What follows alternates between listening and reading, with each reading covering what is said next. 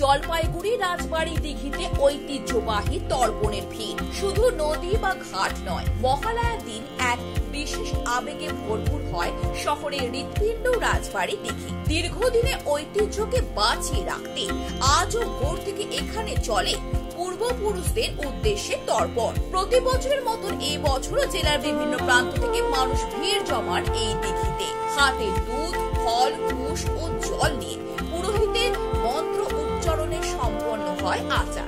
অনেক পরিবার প্রজন্মের পর প্রজন্ম ধরে এই দিঘিতেই তর্পণ করে আসছে। শুধু আচার নয়, মহালয়ার সকালে রাজবাড়ির দিঘি ঘিরে তৈরি হয় এক মিলন মেলা। পুরনো পরিচিতদের সঙ্গে দেখা, আত্মীয়দের সঙ্গে আলাপচারিত, তর্পণের পাশাপাশি আবেগেরও মেলবন্ধন ঘটে এখানে।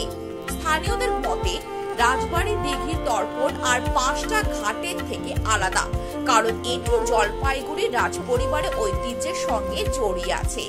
তাই মহালয়ার ভোর মানে শহরবাসীর কাছে এই দিঘি এক ঐতিহাসিক ও আধ্যাত্মিক কেন্দ্রবিন্দু।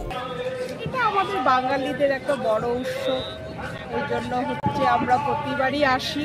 ভালো লাগে আসতে রাজবাড়িতে, সবাই আসার চেষ্টা করে এই দিনটাকে উপভোগ করার জন্য। কেমন লাগছে? কখন উঠেছেন, কখন এসেছেন?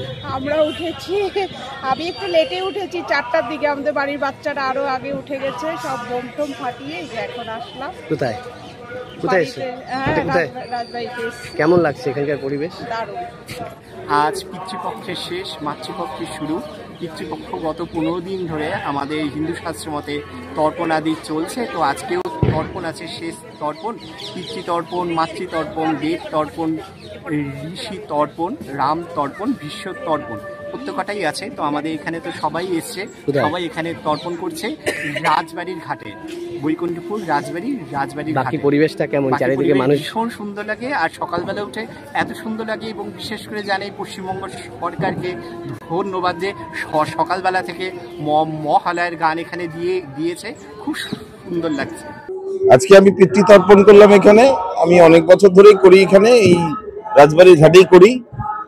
আর এখানে করা বলতে শাস্ত্রীয় মতে পুরোহিতরা এখানে থাকে, ওনারা মন্ত্র পড়েন, আর আমরা পূর্বপুরুষের উদ্দেশ্যে জল দেই।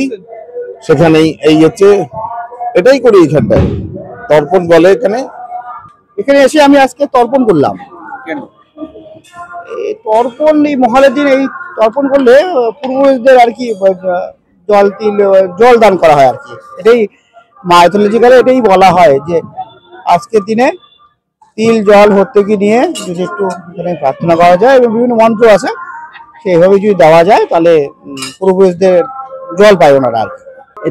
এটা এই 21শে আশ্বিন, 4ঠা সেপ্টেম্বর থেকে আজকে 4ঠা আশ্বিন 21শে সেপ্টেম্বর, এই 15 দিন যাবত সবার পূর্বপুরুষদের উদ্দেশ্যে, যারা মারা গেছে, ধরেন পিতা, প্রপিতামহ, মাতা, মাতামহ, তাদের সবার উদ্দেশ্যে এটা হচ্ছে পেতপক্ষ।